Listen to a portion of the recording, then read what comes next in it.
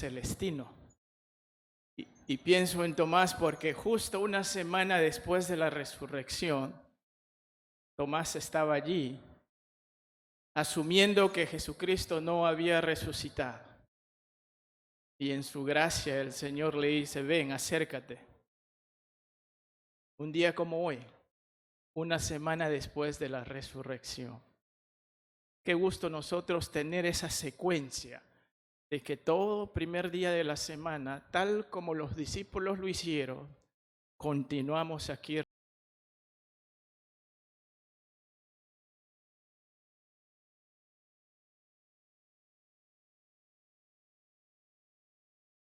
Ansia del día domingo. El día domingo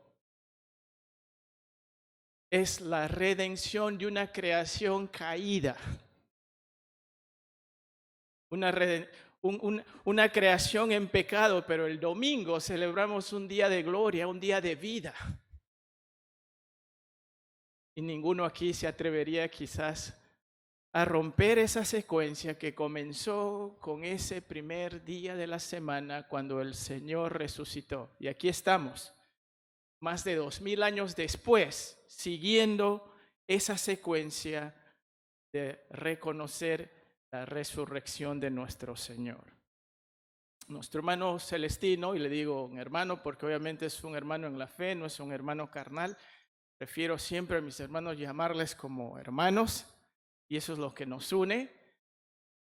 Allí en Huichanzao él ha estado, saben que, quiero darles un poquito de repaso porque ya lo vieron antes, pero quizás no nos hemos dado el contexto, qué es lo que estamos haciendo. El liderazgo aquí desea involucrar a otros hermanos de los cuales tenemos una conexión inmediata. Saben que por allí, por el año 2000, se empezó un estudio bíblico en la zona de Huichanzao. Yo llegué aquí al Perú el 2002 y bueno, me sumé a los esfuerzos allí. El 2008 compramos un terrenito allí y empezamos la construcción, y muchos conocen que allí hay una iglesita. Y ahí varios hermanos se pararon para hacer las predicaciones, entre ellos es nuestro hermano Celestino, otro hermano que va a venir creo la siguiente semana, nuestro hermano Marco, que ya lo escucharon. ¿Y por qué digo esto? Para que aquellos que quizás geográficamente estén más cerca allí a Huichanzao puedan asistir allí, ¿no? Puedan asistir allí. Avisen a sus vecinos, conocidos, familiares, que hay una iglesita asociada al centro bíblico que funciona allí, ya tiene varios años. Un hermano que amamos y trabajó aquí por muchos años fue nuestro hermano Abelino. ¿Se acuerdan de nuestro hermano Abelino? Me ayudó, su constancia, su dedicación me desafiaba. Él llegaba mucho antes de su hora de entrada y salía después de su hora de salida. Siempre activo. En cuanto a mi ética de trabajo, me desafió mucho ese hermano. Otro hermano es nuestro hermano Marco, que vendrá, creo, la siguiente semana. Entonces, lo que estamos haciendo aquí en Centro Bíblico es introducir a hermanos que son parte de esta asamblea por esfuerzos que el Señor ha hecho por medio de esta asamblea, de que entren en la rotación de la predicación para que ustedes los conozcan. Y hemos pedido que ellos hagan lo mismo también. Saben que aquí tenemos como 5 o 6 predicadores y deseamos que esa rotación sana continúe y deseamos que hermanos de Huichanzao participen. La primera iglesita de los hermanos comenzó allí en La Esperanza, se llama Rocafuerte, por eso es que también hemos tenido a nuestro hermano Hugo Cruzado, que vino a predicar, y también lo vamos a poner en la rotación. Otra asamblea que también está a través de los esfuerzos del Centro Bíblico está en Menocucho, que está en proceso de culminación de ese localcito allí. Y allí también se irá formando un liderazgo conforme el Señor lo prospere. En Chiclín hay otra iglesita también muy asociada y los hermanos van viajando para hacer el trabajo allí.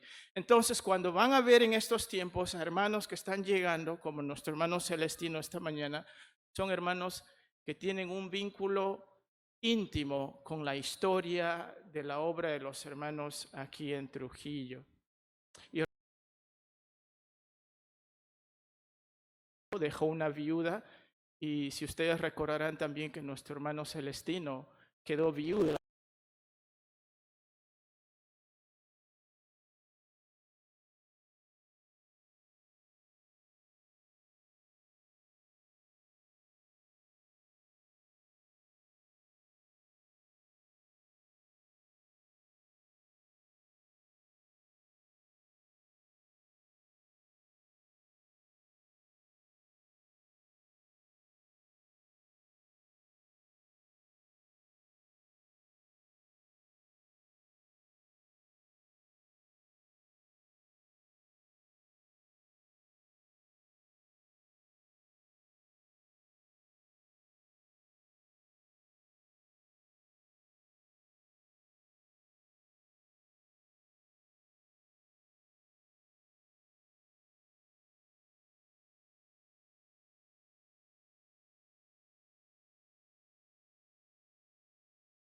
Él es el testigo de cómo el Señor me vio crecer.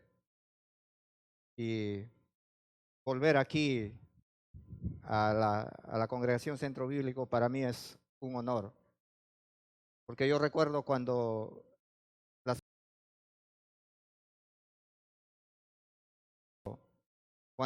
el hermano Helio estaba escuchando. Y yo aprendí de su humildad, el hermano Helio. Y alguien por ahí me dijo, cuando tú des la meditación, si el hermano Helio mueve la cabeza, es que le estás haciendo bien, me decía. Pero si él no hace nada, entonces hay que preocuparnos para mejorar. Eso fue un reto para mí y qué privilegio recordarlo por cada vez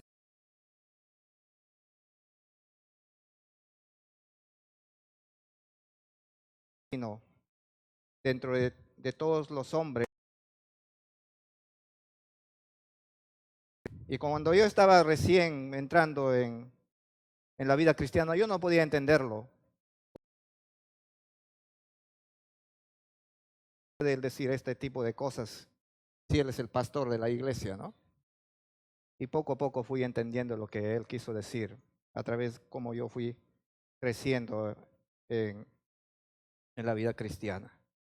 Bien, hermanos, gracias a todos y a cada uno de ustedes por darme ese privilegio de estar aquí para reflexionar en la palabra. Y les invito, hermanos, que abran sus Biblias en Lucas en el capítulo 23, a partir de los versículos 26 al 49. Son bastantes versículos, creo que nos va a durar 3 horas más o menos la prédica. Esperemos que hayan venido con bastante energía para poder soportar. Y sabemos que hoy es domingo, es un día del Señor y es un día de descanso. Vamos a leer la palabra del Señor.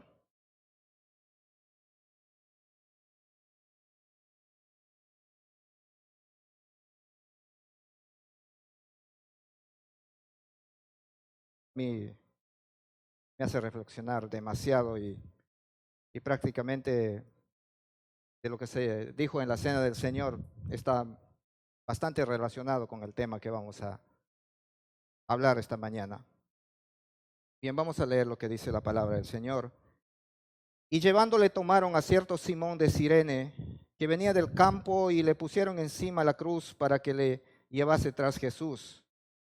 Y le seguía gran multitud del pueblo y de mujeres que lloraban y hacían lamentación por él. Pero Jesús, vuelto hacia ellas, les dijo: hijas de Jerusalén, no lloréis por mí, sino llorad por vosotras mismas y por vuestros hijos. Porque he aquí vendrán días en que dirán: bienaventuradas las estériles y los vientres que no concibieron y los pechos que no criaron. Entonces comenzarán a decir a los montes: caed sobre nosotros, y a los collados: cubridnos. Porque si en el árbol verde hacen estas cosas, en el seco, ¿qué no se hará?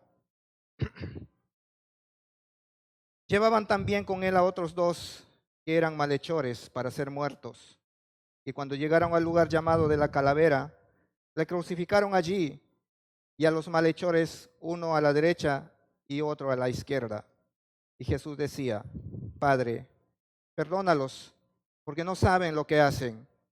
Y repartieron entre sí sus vestidos, echando suertes. Y el pueblo estaba mirando, y aún los gobernantes se burlaban de él, diciendo: a otros salvó, sálvese a sí mismo, si este es el Cristo, el escogido de Dios.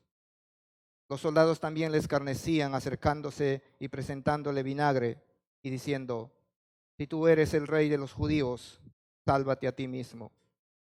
Y había también sobre él un título escrito con letras griegas, latinas y hebreas: este es el rey de los judíos. Y uno de los malhechores que estaban colgados le injuriaba diciendo: si tú eres el Cristo, sálvate a ti mismo y a nosotros. Respondiendo el otro, le reprendió diciendo: ¿y aún temes tú a Dios estando en la misma condenación? Nosotros, a la verdad, justamente padecemos, porque recibimos lo que merecieron nuestros hechos, mas este ningún mal hizo. Y dijo a Jesús: acuérdate de mí cuando vengas en tu reino. Entonces Jesús le dijo: de cierto te digo que hoy estarás conmigo en el paraíso. Cuando era la hora sexta, hubo tinieblas sobre la tierra hasta la hora novena, y el sol se oscureció y el velo del templo se rasgó por la mitad. Entonces Jesús clamó a gran voz, dijo: Padre, en tus manos encomiendo mi espíritu. Y habiendo dicho esto, expiró. Cuando el centurión vio lo que había acontecido, dio gloria a Dios, diciendo: verdaderamente este era el hombre, verdaderamente este hombre era justo. Y toda la multitud de los que estaban presentes en este espectáculo, viendo lo que había acontecido, se volvían golpeándose el pecho. Pero todos sus conocidos y las mujeres que habían seguido desde Galilea estaban lejos mirando estas cosas. Padre, te damos gracias porque tú en el trayecto de este camino nos has mostrado que tienes inmenso amor por toda la humanidad que estaba perdido. El pecado nos había separado de ti y la única forma de volver a tu presencia era que un justo debiera pagar el pecado. Adán había dejado comprometido a la humanidad. Ya nada nos podía acercar a ti. Y para que esto vuelva a su lugar, tenía que haber muerte. La muerte significaba que se ha hecho juicio sobre el pecado. Pero no había ningún hombre justo que podría hacerlo. Por eso se esperó a través de los tiempos hasta que llegara este día, que para nosotros hoy es un gran día. A pesar que para Jesús fue un día de tanto sufrimiento y dolor, humillación total, vejación total, pero Él estaba dispuesto a cargar esa cruz en el trayecto hacia el Gólgota. Y allí Él nos mostró el gran amor que nos tenía cada uno de nosotros. Permite, Señor, esta mañana que podamos reflexionar en tu palabra y nos apropiemos, Señor, de todo el gran amor que Jesús tuvo para poder soportar este tremendo sufrimiento hasta que llegara la muerte en la cruz. Bendice tu palabra, Padre. Te pedimos en el nombre de Jesús. Amén.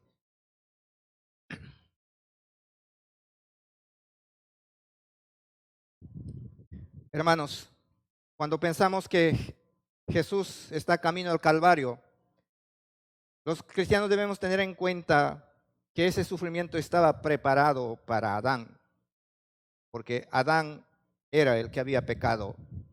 Adán, al caer en el pecado en el huerto del Edén, o mejor dicho, Eva, se quedó como enemigo de Dios. Adán debió enfrentar con su propio cuerpo el juicio de Dios. Los versículos que vamos a estudiar esta mañana nos cuenta el horrendo sufrimiento de Cristo por amor a los pecadores hasta llegar al Gólgota. Pero hagamos una pregunta, hermanos. ¿Qué se puede ver en Jesús cuando fue sentenciado a muerte? Esa es la pregunta que tenemos que ver. ¿Qué es lo que vemos cuando Jesús es traicionado, no? Lo primero que podemos ver es que Jesús va cansado, sin fuerzas, camino al Calvario. Nosotros podemos leer el versículo 26. Dice, y llevándole, tomaron a cierto Simón de Cirene que venía del campo y lo pusieron encima de la cruz para que llevase tras Jesús. Cuando vemos a Jesús cansado, camino al Gólgota, muchos de nosotros estamos pensando que el sufrimiento de Jesús había comenzado la noche en que fue traicionado. Pero la verdad, hermanos, que no es así. El sufrimiento psicológico que él venía pasando fue desde su nacimiento. Desde su nacimiento a él le persiguieron. Su propio pueblo lo rechazó. Siempre le odiaron. En algunas oportunidades le buscaron para matarlo. A este sello se complicó la noche que Judas le traicionó. Judas se propuso vender a su maestro. Y en el huerto de Getsemaní, Jesús ya estaba demasiado estresado. Si ustedes hacen un poco más profundo el estudio, se van a dar cuenta que dice que en el momento de la oración Jesús está sudando gotas de sangre. Sumado a esto, Pedro negó de conocerlo. Toda la noche lo maltrataron psicológicamente y lo torturaron acompañado de muchas burlas. Se mofaban de él. Y para que fuera más cruel su castigo, lo flagelaron antes que tomara el camino al Gólgota y le hicieron cargar su propia cruz. Su cuerpo físico estaba bastante deteriorado y ya sin fuerzas. Él estaba prácticamente, cada vez que se paraba, se caía. Cuando los soldados romanos vieron que llegar al lugar se hacía muy largo, ahí es cuando entra Simón a tomar la cruz para ayudarle en el transporte. ¿Saben, hermanos, quién debería estar en esa condición? ¿Saben, hermanos, quién debería estar cargando esa cruz? ¿Saben quién debería estar siendo humillado de esa manera? Abofeteado, y hubiese sido justo. Cada uno de nosotros deberíamos de esa manera enfrentar la justicia de Dios. Por eso, hermanos, cuando decimos que nosotros nos decimos llamar cristianos, siempre tenemos que estar pensando en esta forma como Jesús expresó el amor a la humanidad.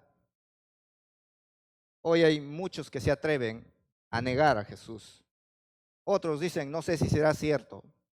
Otros dicen, Dios no existe. Y hay 1000 formas para negar a Jesús. Y todo este hecho que se hizo camino al Gólgota va a quedar como testimonio para el día cuando se tome en cuenta a la humanidad incrédula. Ese día va a ser bien triste. Por eso es mejor que en estos tiempos que se está predicando la salvación por gracia, es que el hombre crea que la paga del pecado era la muerte y que ya está cancelada. ¿Qué más podemos ver, hermanos? Que Jesús era escoltado por una multitud que no comprendía la magnitud de la injusticia. Del 27 al 31 vamos a leer, hermanos. Y le seguía gran multitud del pueblo y de mujeres que lloraban y hacían lamentación por él. Pero Jesús, vuelto hacia ellas, les dijo, hijas de Jerusalén, no lloréis por mí, sino llorad por vosotras mismas y por vuestros hijos. Porque aquí vendrán días en que dirán, bienaventuradas las estériles y los vientres que no concibieron y los pechos que no criaron. Entonces comenzarán a decir a los montes, caed sobre nosotros, y a los collados, cubrirnos. Porque si en el árbol verde hacen estas cosas, en el seco, ¿qué no se hará? Hermanos, muchos de los que le aplaudieron a la entrada de Jerusalén, cuando Jesús fue montando en un burro días antes, ahora ellos están en la muchedumbre aplaudiendo porque Jesús no les cumplió lo que estaban esperando. Ellos tenían una idea equivocada sobre el Mesías. Estaban esperando un libertador. Entonces, por eso, cuando entra él a Jerusalén, todos le aplauden. Hosana al que viene en nombre del Señor, decían. Pero cuando vieron que él no les iba a cumplir lo que ellos estaban esperando, cambiaron de idea. Y ahora parece que ellos se habían convertido en sus aliados de los romanos para decir y para aprobar lo que estaba sucediendo, que estaba bien. Hasta se dice que por costumbres algunos contrataron plañideras para que lloraran tras Jesús. O sea, contrataron mujeres para que lloraran, porque ellos estaban demostrando que ese hombre que va al Calvario va a la muerte.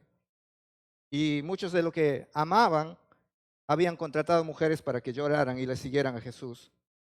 Y Jesús, viendo la ironía de esas mujeres, les dijo que él no necesitaba que lloren por él. Más bien les dice, lloren por los tiempos venideros que van a ser muy difíciles para Jerusalén. Jesús intentó explicar la destrucción de Jerusalén a mano de los romanos. Así como están coludidos para matarlo, así también los traicionarán y destruirán la ciudad que tanto orgullo les brindaba a ellos. Imagínense lo que estaba sucediendo. Y Jesús sabía lo que iba a hacer con su muerte.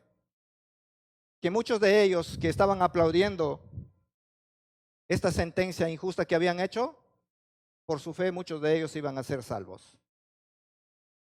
Pero muchos de los que están en su contra, preocúpense. Porque ese mismo aliado que ustedes tienen ahora, van a voltear las espadas hacia ustedes y les van a hacer llorar. Y les van a dejar destruidos. Y les van a volver a polvo. Que ustedes mismos van a ser humillados. Mientras que él se iba camino al Calvario. Porque después de la muerte, a él le esperaba la exaltación de su Padre. Pero, ¿qué pasaba con los judíos?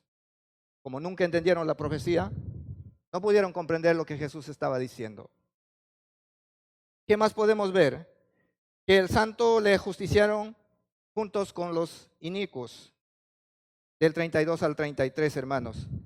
Llevaban también con él a otros dos que eran malhechores para ser muertos.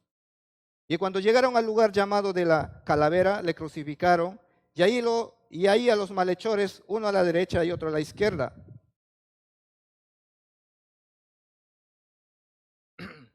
La paga del pecado demanda la muerte. Eso es lo que dice Romanos 6:23.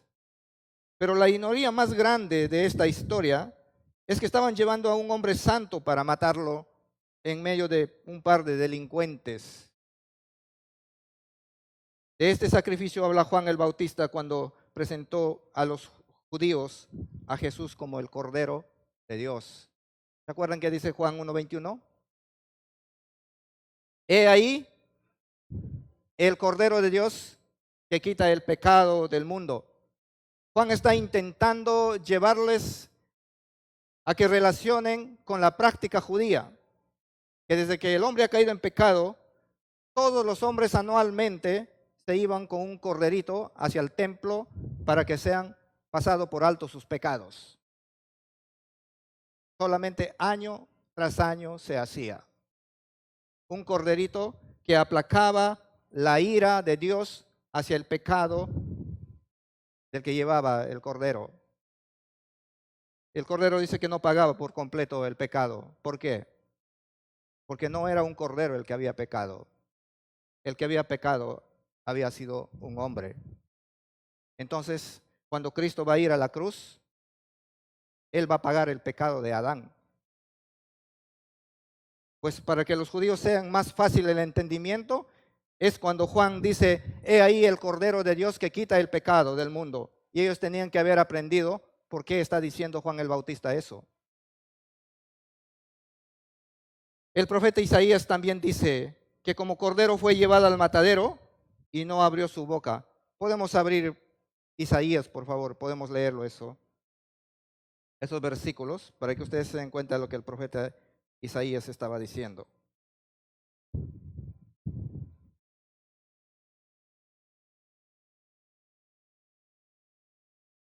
Dice, despreciado y desechado entre los hombres, varón de dolores, experimentado en quebranto, y como escondimos de él su rostro, fue menospreciado y no lo estimamos. Ciertamente él llevó nuestras enfermedades y sufrió nuestros dolores, y vosotros lo tuvimos por azotado, por herido de Dios y abatido. Mas el herido fue por nuestras rebeliones, molido por nuestros pecados. El castigo de nuestra paz fue sobre él, y por su llaga fuimos nosotros curados. Todos nosotros nos descarriamos como ovejas, cada cual se apartó por su camino, mas Jehová cargó en él el pecado de todos nosotros. Angustiado él y afligido, no abrió su boca. Como cordero fue llevado al matadero, y como oveja delante de sus trasquiladores, enmudeció y no abrió su boca. Por cárcel y por juicio fue quitado, y su generación, ¿quién la contará? Porque fue cortado de la tierra de los vivientes, y por la rebelión de mi pueblo fue herido. Y se dispuso con los impíos su sepultura, mas con los ricos fue en su muerte, aunque nunca hizo maldad, ni hubo engaño en su boca. Hermanos, cuando Pilato intentó salvar a Jesús, y como era costumbre por las fiestas de la Pascua, él dice: ¿a quién quiere que salvemos? ¿A Barrabás o a Jesús? Y toda la gente dice: salven a Barrabás y crucifíquenlo a Jesús. Ahí estaba sucediendo un acto muy trascendente para nosotros. Barrabás éramos nosotros. Nosotros estábamos representados a través de Barrabás. Nosotros merecíamos la pena de muerte. Nosotros deberíamos estar ahí en esa cruz con justa razón. Nosotros deberíamos estar, a nosotros nos deberían haber puesto esos clavos. Era justo. Nosotros deberíamos pasar la humillación más grande bajo la justicia de Dios. Era justo. Y era justo aún cuando nosotros estemos muriendo en una cruz como la esperaba Jesús. Los ángeles del Señor debían adorarle a Dios y decirle: santo, santo eres Señor, porque tus juicios son perfectos. Y nadie podía decir nada. Esa muerte necesitábamos nosotros, o mejor dicho, la justicia de Dios, esa muerte nos esperaba. Pero dice que Dios nos amó de tal manera. O sea, el amor de Dios es tan extenso. No tiene medida, no tiene altura, no tiene ancho. No hay forma de calcular el amor de Dios. ¿Quién puede ser como Dios, de tener infinita gracia por alguien que burla la ley? Cuando nosotros vemos hoy que la sociedad se hunde en la corrupción, al que infringe la ley, nosotros queremos que le den pena de muerte. Pero nosotros habíamos infringido la ley de Dios, y el Señor no nos mandó primero la muerte a nosotros. Nos extendió su gracia. Y ustedes le pueden ver que cuando el Señor va a buscar en el huerto de Edén al hombre y le dice: Adán, ¿dónde estás? Y él estaba escondido. Y le dice: ¿por qué te escondiste? Es que me di cuenta que estaba desnudo. Y esa desnudez significaba que él había burlado la ley de Dios y estaba listo para ser ajusticiado. Pero el Señor, en vez de ajusticiarlo, ¿qué hace? Muestra su gracia y toma animales y los sacrifica.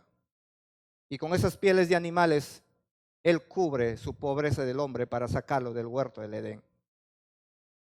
Y hasta el día de hoy, nosotros somos salvos por gracia, por fe, creyendo en este Jesús, que Él pagó todo en el Gólgota. ¿Qué más podemos ver, hermanos? Que Jesús intercede por sus verdugos. Por esas personas que más le ofenden, Él tiene el mismo amor. Él no los desprecia. Miren lo que dice 34, 37. Y Jesús decía, Padre, perdónalos porque no saben lo que hacen. Y dice que y repartieron entre sí sus vestidos echando suerte. Y el pueblo estaba mirando aún, y aún los gobernantes se burlaban de él diciendo, a otros salvó, sálvese a sí mismo, si este es el Cristo, el escogido de Dios. Los soldados también lo escarnecían, acercándose y presentándole vinagre y diciendo, si tú eres el rey de los judíos, sálvate a ti mismo. ¿Qué tal dureza de corazón del humano cuando cierra su conciencia, ¿no? Todavía se burlan. Mucha gente estaba hablando por ahí delante de él seguro, él es un hombre justo, él es un hombre santo, pero habían tapado su conciencia para no querer entender qué significa ser justo. Grande fue el amor de Cristo. Él dice, Padre, perdónalos porque no saben lo que hacen. Creo que esto fueran las palabras que le inspiraron a Juan para escribir los versículos Juan 3, 16 y 18. Vamos a Juan 3, 16 y 18, hermanos. Algunos lo tienen de memoria esto. Aquí tenemos el tremendo mensaje del Evangelio. Porque de tal manera amó Dios al mundo, dice que ha dado su Hijo unigénito. Ahí ustedes le ven camino al Gólgota. Para que todo aquel que en Él crea no se pierda. Es tema de creer, no de hacer cosas, mas tenga vida eterna. Porque no envió Dios a su Hijo al mundo para condenar al mundo, sino para que el mundo sea salvo por Él. El mundo terco está estropeando a su maestro. Está insultando la salvación. El que en Él cree, ¿qué dice? No es condenado. ¿Ya? Pero el que no cree, porque no ha creído en el nombre del unigénito de Dios. ¿Quiénes son los que van a ser condenados? Los que no creen. Por eso, hermanos, nosotros nunca dejemos de predicar el Evangelio. Y nunca obliguemos a la gente. Miremos la persona que esté con ese deseo de escuchar el Evangelio. Cuando las personas tienen el deseo de escuchar el Evangelio, vas a poder alcanzar a esa persona. Pero hay algunos que se niegan. Por eso digo yo, con un ateo es imposible conversar. Simplemente cierro la conversación. Porque el convencimiento viene por creer. Y es el Espíritu Santo obra en la persona que tiene la intención de creer. Pero el que no cree ha cerrado todo, se ha bloqueado. Entonces, ¿para qué yo discuto con un ateo si no voy a sacar provecho? Simplemente lo que tengo que hacer es orar. Jesús estaba dispuesto a perdonar a los que le pusieron la corona de espina. Padre, perdónalos porque no saben lo que hace. Estaba dispuesto a perdonar a los que le prendieron los clavos ásperos en las manos y en los pies. Inmenso amor. Estaba dispuesto a perdonar a los que lo desnudaron. Aquí hay un tremendo mensaje, hermanos. ¿Por qué Jesús tuvo que ser clavado desnudo? Era la humillación y la vergüenza más grande. A él le despojaron de su ropa. Y nosotros podemos decir que fue por la codicia de esos hombres, él se quedó desnudo. No necesariamente, hermanos. Porque hay un mensaje mucho más grande. ¿Y saben por qué? Porque él tenía que pasar como un pecador. Cuando Adán había quedado o pecado en el huerto del Edén, había quedado desnudo. Y un hombre desnudo tenía que haber sido colgado en esa cruz. ¿Se entiende? O sea, tanto fue la miseria de nuestro pecado para que nuestro Señor, siendo santo, tenga que sufrir esa vergüenza y esa humillación de ser despojado de sus vestidos. Por eso dice, y echaron suerte mis vestidos. Jesús estaba representando nuestra condición. No podía llevar nada a esa cruz, tenía que ir desnudo, porque él estaba enfrentando el juicio de Dios. Estaba dispuesto a perdonar a los que se burlaban de su dolor. Estaba dispuesto a perdonar a los soldados burlones y a toda la gente que le insultaba en ese entorno. Cuando uno va descifrando estos versículos, hermanos, no tiene forma de poder salir afuera de tu casa y volver al pecado. Porque cuando los creyentes volvemos al pecado, es estropear la sangre de Jesús, es deshonrar el nombre de nuestro Señor Salvador. El cristiano ya no más pecado, ni mires de costado al pecado. El cristiano tiene que ser transparente, tiene que ser honesto. Los cristianos debemos vivir para darle honra a nuestro Señor Jesús. La introducción que se hizo de esta ceremonia esta mañana, se habló muy a fondo de lo que Cristo ha hecho. Si no hablamos de Jesús en un culto, no puede empezarse un culto. Porque la mañana que venimos a adorar a nuestro Señor empieza por recordar y conmemorar la muerte de nuestro Señor Jesús y lo caro que costó hasta llegar al Gólgota. ¿Qué más podemos ver, hermanos? La ironía de lo escrito en la cruz. Eso está en el versículo 38. Dice, y había también sobre él un título escrito con letras griegas, latinas y hebreas. Este es el rey de los judíos. Lo que se intentó hacer con estas escrituras en la parte alta de la cruz, se quería hacer una burla, una mofa de quien estaba muriendo. Fue la frase que Pilato escribió en hebreo, griego y latín, y le puso en lo alto de la cruz de Jesús. Pero estas palabras fueron ofensivas para los judíos y pidieron a Pilato que le rectificara. Pero Pilato, lleno de arrogancia, dijo en Juan 19:22, lo que he escrito, he escrito. Pero ¿saben? Este escrito para ellos fue una ironía. Fue una forma de humillar a Jesús. Pero ¿saben? Hasta en este escrito Dios estaba en control. Y por amor al pueblo judío. Y hoy en día el pueblo judío está por todo el mundo. La identidad del pueblo judío es muy escaso ahora. Están tratando de recuperar esa identidad que Dios les ha dado. Pero saben, ellos van a volver a tener la identidad de ser un pueblo judío cuando le reconozcan al Mesías como el rey de sus naciones. ¿Qué les parece? Lo que Pilato escribió con ironía, hoy se ha convertido en una gran verdad. En esos momentos esas palabras eran una ironía, pero para nosotros hoy es una verdad. ¿Quién vendrá como rey? Y va a ser el rey de los judíos. Es interesante cuando Dios está en control de todas las cosas. Quizás los hombres no podían entender, los religiosos no podían entender en este tiempo.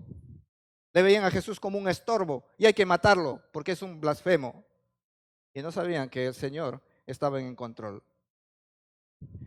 ¿Qué más podemos ver, hermanos? Que el hombre es condenado por incrédulo y salvo por fe. Vemos el 39 y el 43. Y uno de los malhechores que estaba colgado le injuriaba diciendo, si tú eres el Cristo, sálvate a ti mismo y a nosotros. Y respondiendo el otro, le reprendió diciendo, ¿ni aún temes tú a Dios estando en la misma condenación? Nosotros a la verdad justamente padecemos porque recibimos lo que merecieron nuestros hechos, mas ningún mal hizo. Y dijo a Jesús, acuérdate de mí cuando vengas en tu reino. Entonces Jesús le dijo, de cierto te digo que hoy estarás conmigo en el paraíso. Miren la actitud de estos dos ladrones. La incredulidad del hombre insensible es muy atrevida. Él estaba sufriendo tal dolor y todavía tiene la osadía de voltearse al hombre santo y mofarse de él. aun cuando está en medio de un profundo dolor, le sobran fuerzas para cuestionar. Pero el hombre que cree es sensible a su dolor y tiene la virtud para reconocer su pecado, haciéndose responsable de las consecuencias de sus actos. Y aquí es cuando comienza la salvación. Unos se condenan por incrédulos, por ser insensibles y no escuchar lo que Dios tiene preparado en la infinita gracia. Otros son más sensibles y abren su corazón. Un ladrón le estaba cuestionando a Jesús: demuéstrame pues que eres Dios. ¿Por qué te dejas hacer este tipo de cosa? Si tú dices que tienes poder, hace algo por ti primero. Y tal vez si te sobra fuerzas, puedes hacer algo por nosotros. El otro ladrón que está escuchando le dice: pero tú eres muy atrevido. ¿No te das cuenta que este hombre es santo? Que injustamente lo tienen clavado aquí en esta cruz. Pero nosotros, le dice, nuestros hechos merecen lo que está pasando. Es justo el juicio. Aquí debemos morir nosotros. Pero él no. Pero él ya en su corazón había pasado algo. Que para que suceda un acto tan injusto como el que está pasando, él decía, algo sobrenatural tiene que estar pasando. Seguro que este hombre trae alguna novedad. Si posiblemente este hombre no lo entendía, pero él sabía que este hombre va a estar en un lugar mejor. Y que en un lugar más grande que lo que está sucediendo, lo van a ubicar. Y ahí dice, acuérdate de mí cuando vengas en tu reino. Miren lo que está pasando. Este hombre está pensando que va a ser condenado al infierno. Y a Jesús le está diciendo, Señor, cuando tú ya estés en tu reino, yo me voy a sentir feliz cuando tú recuerdes que los tres estábamos siendo crucificados. Y que yo estoy en el infierno, pero a mí me va a ser feliz en medio de mi sufrimiento cuando tú te acuerdes de mí. Y eso va a ser grande. O sea que el pecador tiene que ser consciente de que su pecado lo puede arrastrar al infierno y que de ahí no hay forma de salir.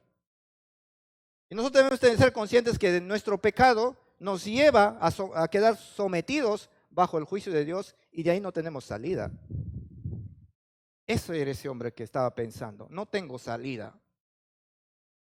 Pero sería feliz si cuando tú vienes en tu reino y te acuerdas de mí. ¿Y qué le dice Jesús? Entonces Jesús dijo, de cierto te digo, que hoy estarás conmigo en el paraíso. La salvación no es por obras, hermanos, no es porque seamos más simpáticos, más bonitos o hagamos las mejores obras. La salvación es por fe. Y la fe empieza cuando tú reconoces tu condición y admites que tú mereces el infierno, mereces ser condenado. Cuando tú reconoces frente al Señor y le dices, no tengo nada para alcanzar la salvación, Él te dice, no te preocupes, hoy mismo estarás conmigo en el paraíso. Qué gran noticia del Señor, ¿no? Vamos a ver la parte 7, Jesús expirando en la áspera cruz, del 44 al 47. Cuando era como la hora sexta, hubo tinieblas sobre toda la tierra hasta la hora novena. Y el sol se oscureció y el velo del templo se rasgó por la mitad. Entonces Jesús, clamando a gran voz, dijo, Padre, en tus manos encomiendo mi espíritu. Y habiendo dicho esto, expiró. Y cuando el centurión vio lo que había acontecido, dio gloria a Dios, diciendo, verdaderamente este hombre era justo. El hombre a veces tiene que ver para creer, y muchos ven y no creen. La paga del pecado demandaba la muerte. Lo justo hubiera sido que Adán hubiera sido crucificado en los maderos del Gólgota. Pero ¿quién estaba? Eso quiere decir que Cristo había pagado el pecado de todos los que en el Antiguo Testamento habían presentado su corderito para ser perdonado su pecado. Porque el corderito no pagaba por completo el pecado. Y todos los patriarcas y todos los hombres que sirvieron a Dios fueron salvos mirando el Gólgota, hermanos. El cordero solamente fue el símbolo de Jesús, que se iba a cumplir esa promesa en el Gólgota. Por eso, como el cordero no había pecado, era un hombre, era necesario que un hombre tuviera que morir para pagar el pecado de toda la humanidad. Porque la culpa, porque por la culpa de él, o por la culpa de Adán, el hombre había quedado, ¿cómo había quedado? Desnudo. Por su culpa, Dios había levantado sus manos santas para sacrificar animales inocentes. Si ustedes quieren, regresen a Génesis. Cuando el hombre cae en pecado, ustedes van a ver ahí Dios levantando su mano santa sobre animales inocentes para que le mostrara su gracia al hombre que había pecado.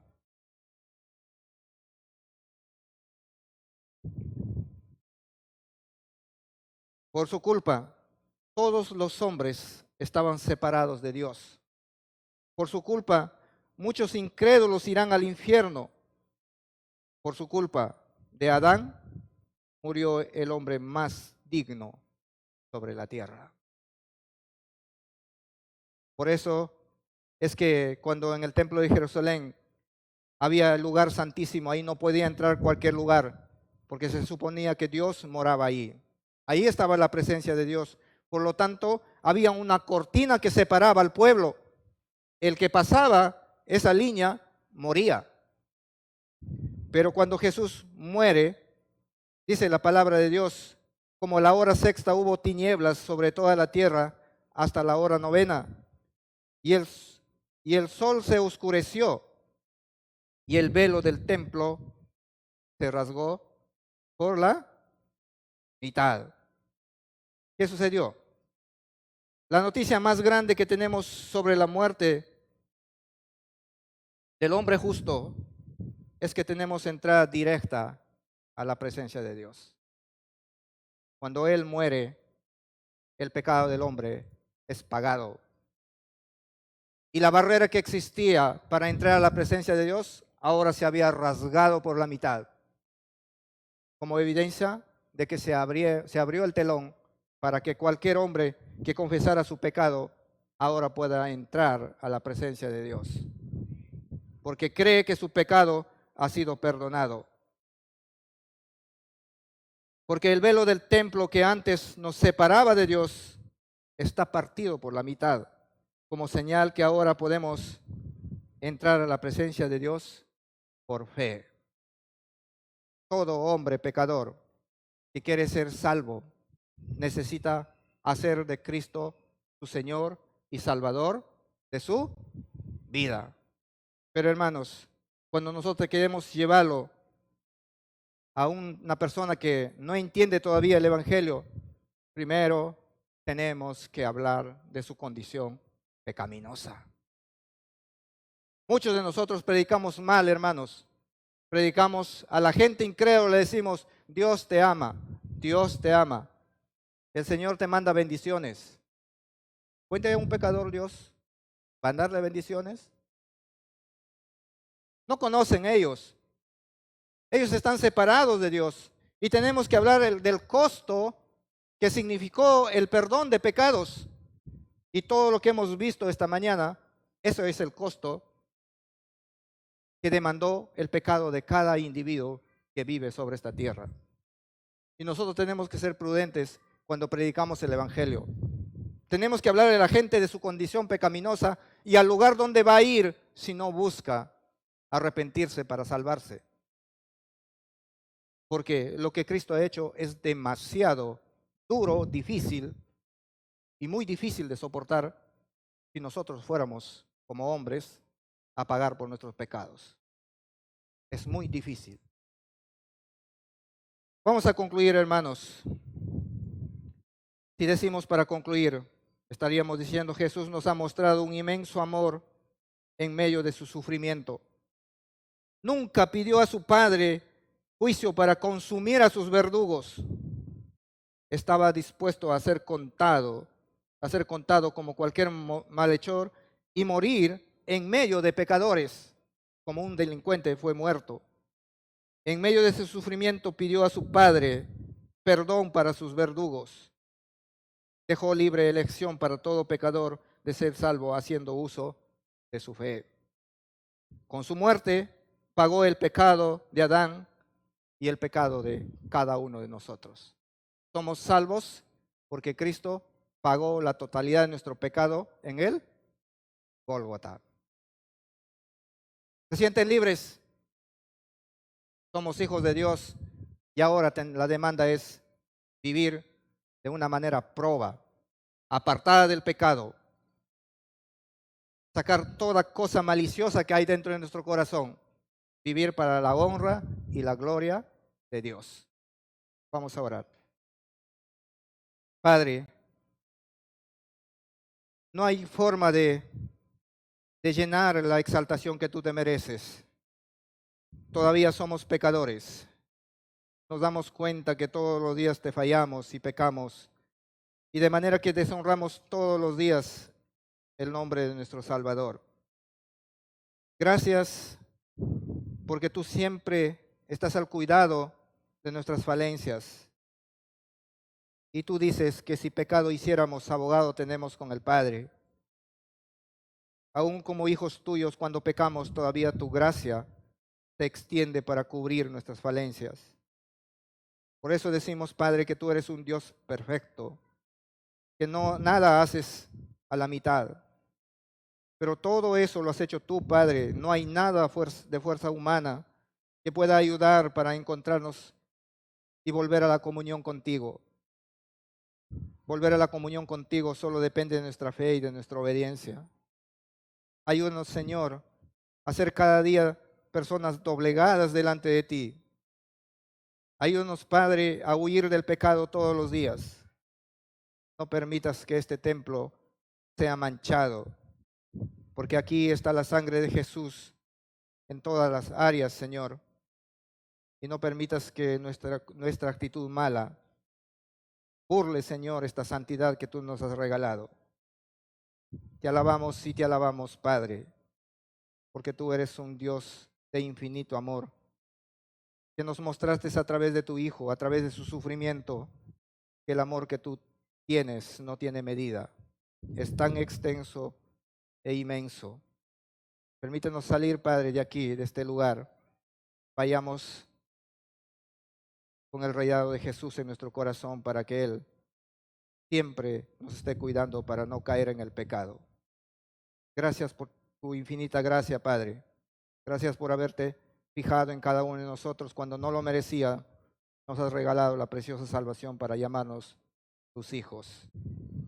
Qué regalo más precioso que tenemos de que tú seas nuestro Padre. Todo eso hizo Cristo en la cruz cuando pagó nuestros pecados y hemos vuelto a ser reconciliados contigo. Y ahora dice que tú eres nuestro papito lindo. Cuídanos, guárdanos, Padre, y bendición para toda la congregación del Centro Bíblico Trujillo. Que tu nombre siga siendo exaltado aquí, Padre. Te pedimos en el nombre de Jesús. Amén. Gracias, hermanos.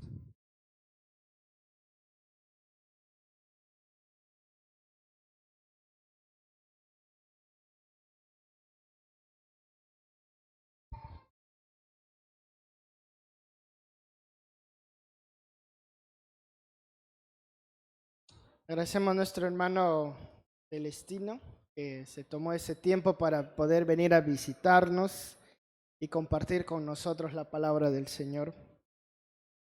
Muy bien, hermanos, voy a saludar a aquellas personas que nos están visitando por primera vez. No sé si hay alguien que nos está visitando por primera vez, puede ponerse de pie para poder conocerle. Por acá tengo apuntando a una persona que se llama Estuardo Muñoz. ¿Estará por ahí para saludarle? Creo que no está. Muy bien. Todos nos conocemos. ¿Por segunda vez? Tampoco. Muy bien, vamos a continuar con los anuncios, hermanos, y recordarles que todos los domingos a las 9 de la mañana se están dictando las clases de discipulados con temas contemporáneos, ¿sí? Sobre quizás algunas situaciones que nos preguntamos como iglesia de cómo actuar ante ellos, ¿sí? Entonces están invitados, amados hermanos, todos los domingos a las 9 de la mañana y también los días jueves tenemos las reuniones de oración a las 7:30 y ya desde esta semana se ha iniciado la dirección por parte de los estudios bíblicos, ¿sí? Entonces creo que hay una lista ahí de estudios bíblicos que van a dirigir en tales fechas, ¿sí? Entonces hay que estar atento con ello e invitar a todos los hermanos que puedan participar también de esta reunión que es de mucha bendición para la iglesia. Asimismo, hermanos, recordarles que tenemos los estudios bíblicos durante la semana, los días martes, miércoles y viernes. Y los estudios se encuentran en la urbanización La Arboleda, California, en Los Pinos, en La Esperanza, en Campiña de Moche, San Nicolás, en la urbanización San Fernando, urbanización Primavera, San Andrés, Vista Hermosa, Chicago, y la urbanización Santa María, ¿sí? Primera etapa. Estos son los estudios y todos aquellos que no participan o quizás no conocen en el estudio bíblico cerca de su casa y desean conocerlo, en la parte de atrás se va a estar registrando, hermanos.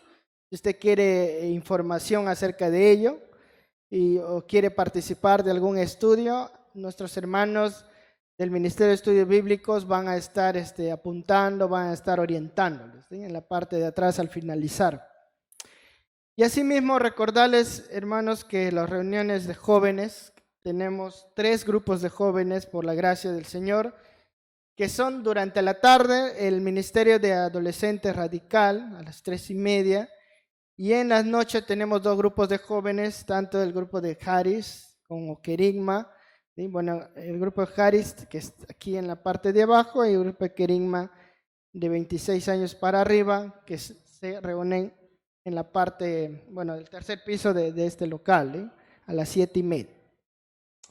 Y también recordar a todas las damas que como es cada 15 días, y para esta vez va a tocar el viernes 28 su reunión, el 28 de abril a las 5 de la tarde.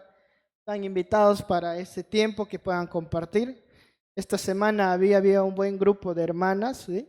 Creo que fue un muy buen tiempo que ellas tuvieron. Entonces, hermanos, hermanas, no se deslinden de ello. Igual también los grupos de varones también están reuniendo cada 15 días, ¿sí? Y supongo que de acá también será el viernes 28, ¿sí? No, en este caso el sábado 29 sería, en las mañanas. Y bueno, tanto varones como mujeres, niños, todos, hay un grupo, amados hermanos, y desearíamos que ustedes puedan participar como congregación, y no solamente asistir los domingos, ¿sí? Sino que vean los modos y medios que puedan ser edificados en el Señor, ¿sí?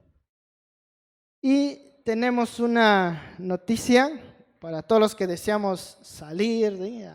de campamento, de retiro, como iglesia. Para el mes de julio se va a tener un retiro familiar desde el día jueves 27 hasta el sábado 29, ¿sí? Entonces vamos ya separando nuestro tiempo para ello, con anticipación, para poder tener este tiempo como congregación, ¿sí? Entonces, estemos orando por este tiempo, amados hermanos, que están organizando nuestros líderes y ancianos para poder compartir como familias, ¿sí? Como familia del centro bíblico, ¿sí?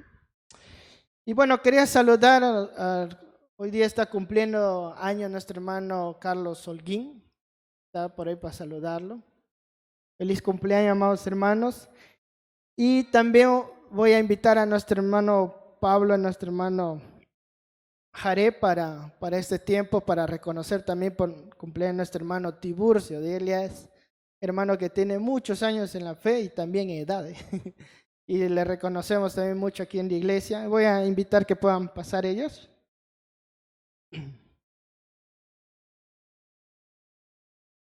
Hermanos, sabemos que muchos cumplen años todo el año, pero pocos cumplen 98.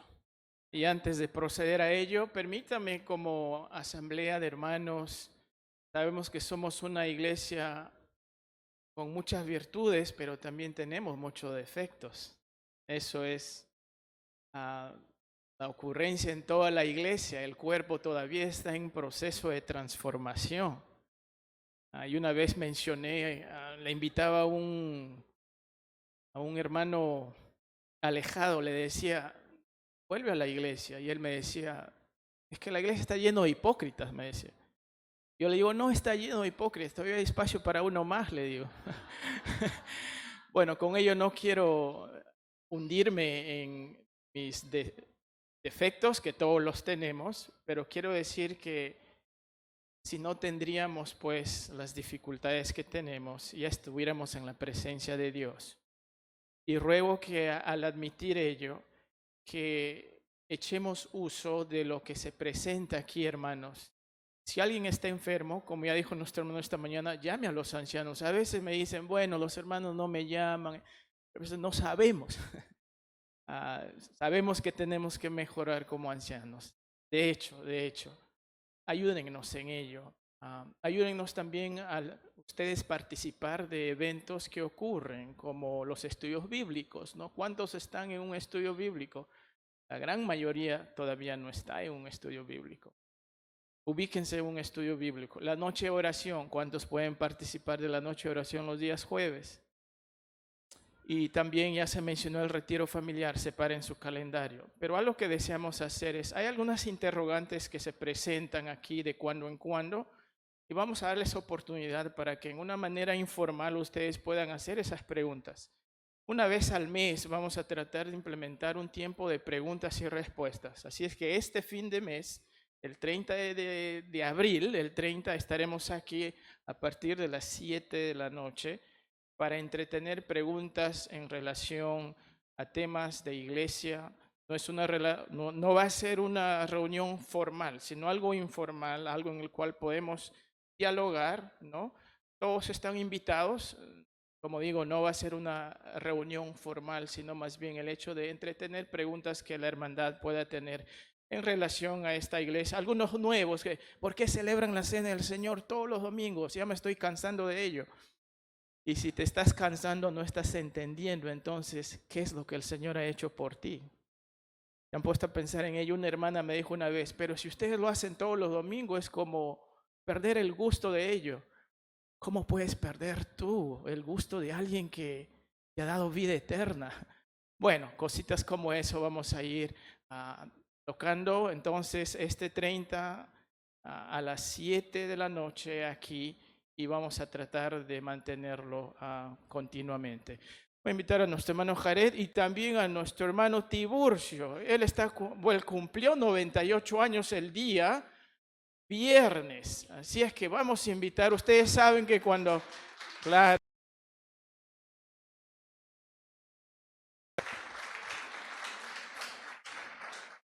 Nos encanta cuando él está leyendo Lucas en el nacimiento de nuestro Señor Jesucristo. Le encanta participar todos los domingos. Y a muchos nos encantaría también participar quizás todos los domingos. Y cuando ustedes escuchan al hermano decir la palabra de Dios, y al final él dice, escuchen el consejo del Señor. Ya es clásico de nuestro hermano Tiburcio ello, y queremos reconocerle en el Señor como el más antiguito de esta asamblea de hermanos. Y saber que ante los ojos de Dios todavía es un bebé en Cristo. No hay comparación de la eternidad con lo que el Señor tiene preparados para nosotros. Estos 98 años no son nada, hermano. Así que voy a pasar aquí a mi hermano Jared, que pueda guiar este tiempo.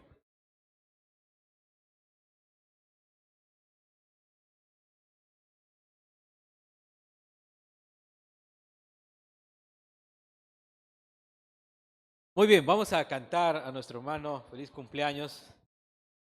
Ahí está David, no piensen que yo voy a cantar.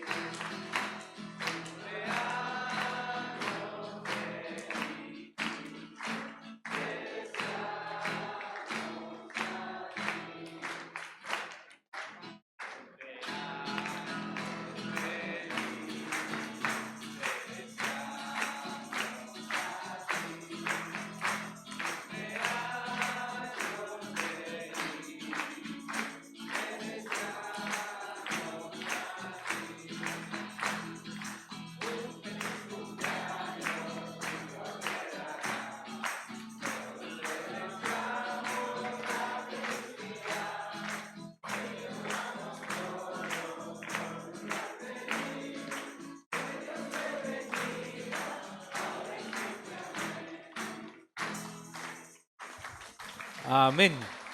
Muy bien, ahí nomás, hermanos, vamos a orar al Señor.